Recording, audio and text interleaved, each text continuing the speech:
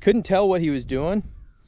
And then I was like, well, wait a minute, I thought there was some poison oak over there. So after he moved over, I went over to look, and this is actually what I found. Look at those guys all laying down till they hear me coming.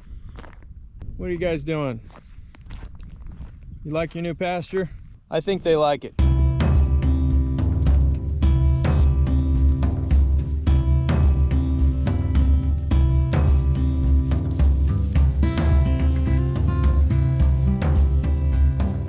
What are you doing, girl? Coming to say hi? We're gonna go ahead and unplug this while we work on the fence.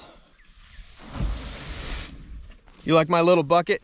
I feel like I'm going Easter egg hunting. Well, the fence has been running well, but I'm gonna take a trek around both pastures now. I know that we had some insulators that were broken. If you watch some of my other videos, some of those insulators that I bought were pretty junky.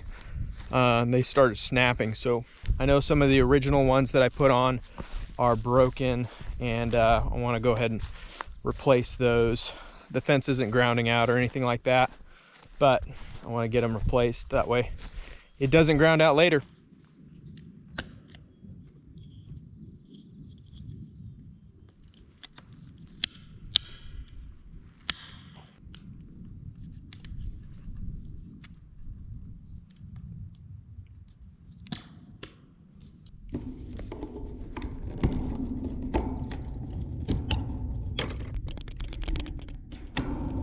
Blackberries are coming in. Big old garter snake back there. It's been humid today, but as you can see, storm's coming in and it's cooled off a lot. Here's one of our bison scratchers.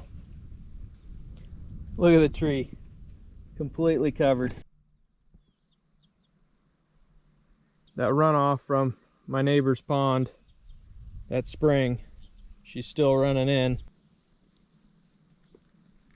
Almost every tree out in this field is covered with bison hair. I'm really glad my neighbor was able to dig this for me. It really helps keep a lot of the water available for the bison. Wanted to give a big shout out to Steven Saxton. Hopefully I'm saying that right.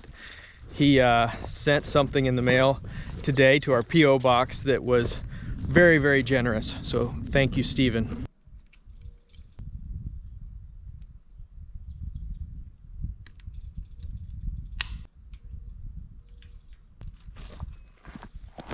A lot of these insulators that broke are the ones I really liked, honestly. The short ones that are real stubby, close to the T-post, those are the ones breaking. I'm replacing them with a different brand that are a little bit more bendy, that I actually don't like, but they're holding out a heck of a lot better. Look at the size of that storm. Absolutely beautiful. See if I buy you guys another toy again. You haven't touched it. For some reason, they look better in tall grass. They just look absolutely majestic out in the tall grass. So we had this water tank in here for the cows, but I don't have any water in it.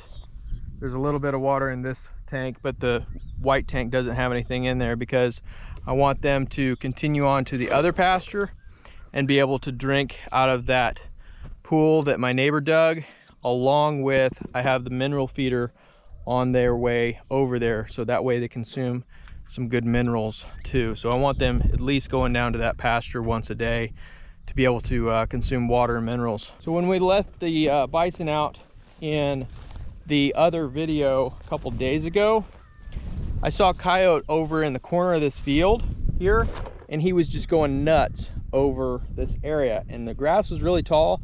Couldn't tell what he was doing. And then I was like, well, wait a minute, I thought there was some poison oak over there. So after he moved over, I went over to look, and this is actually what I found.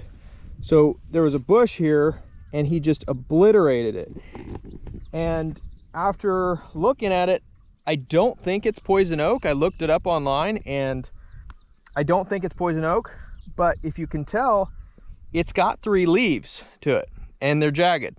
So I really don't know what it is. Leave a comment down below. Let me know what you think it is. If you know what it is, I would love to know. But it was funny because he went crazy over it like it was catnip. Just blew my mind. Here's another bush of it here. You can see the 3 leaves on it, and it's jagged, but it just seems a little too bushy for poison oak to me. I really would like to know what it is. Don't worry, I won't get it. I've got a fairly good immunity to poison ivy and poison oak from doing lawn care for the years with my brother. So these 2 hot wires here are just reinforcing this barbed wire. It's all pretty good. The one drawback I would say to this braided hot wire is that it does not carry an electrical current very good through it. Like this morning, it was really wet, and because I put this in after the grass had grown up, so the wire didn't get a chance to burn off the grass, it has a lot of basically short circuits everywhere when the grass gets wet. So a lot of times what that does is it just bogs the whole fence down to where it's either shocking incorrectly or it's hardly shocking at all, which, you know, isn't that big of a deal if you got a hot charger, but I think mine might be slightly underrated for running this braided wire, but it quickly came back up really quick. So I'm just checking over everything and making sure we're good to go because we don't want to risk it with the bison. I absolutely love Colorado, and every time I see a site like that with the rain coming down out of the clouds, reminds me of Colorado. Makes me miss it. If you haven't already, check out our website, brokenarrowbison.net. We've got some cool merch. You hear the bobwhites over there in the field? Listen for them. Love that sound in the spring. Cool thing about bobwhites is when they're out there, you can call to them and they usually call back.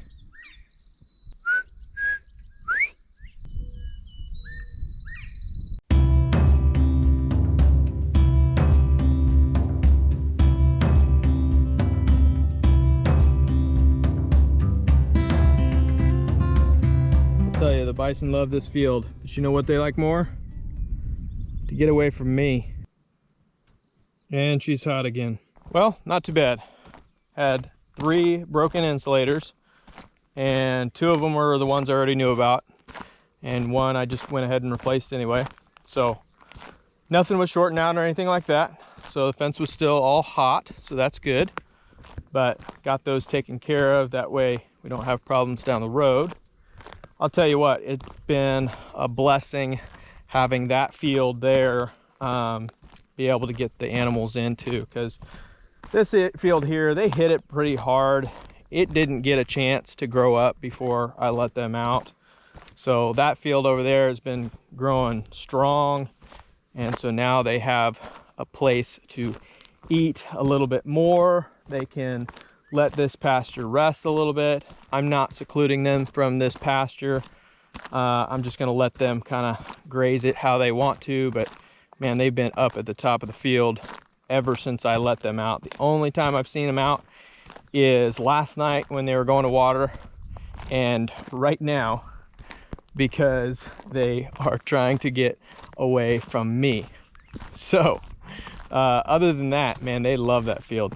So it's been awesome. It's funny because Coyote has been sticking to strong wind quite a bit. Almost as if he was courting her. That's what these guys do during a rut, and they're too young to breed, so I'm not sure if they will just kind of court them even though they're not of breeding age or what, but he's been smelling her, and then he'll stick his nose up in the air like they're kind of letting off a breeding scent. So not sure if that's what he's doing, or if he's courting her, or if he is just sticking to her because he likes her. The whole herd is doing well. They're losing their coat just like they should be through the summer. And Coyote's coat, his winter coat, is already coming in, and man, he's looking really good. He's actually looking a lot darker than he was when I got him. So that's really, really cool. So thank you guys for watching. Remember to like, subscribe if you haven't already. We are raising the North American bison, or buffalo, however you like to say it. Argue in the comments below, and we will see you next time.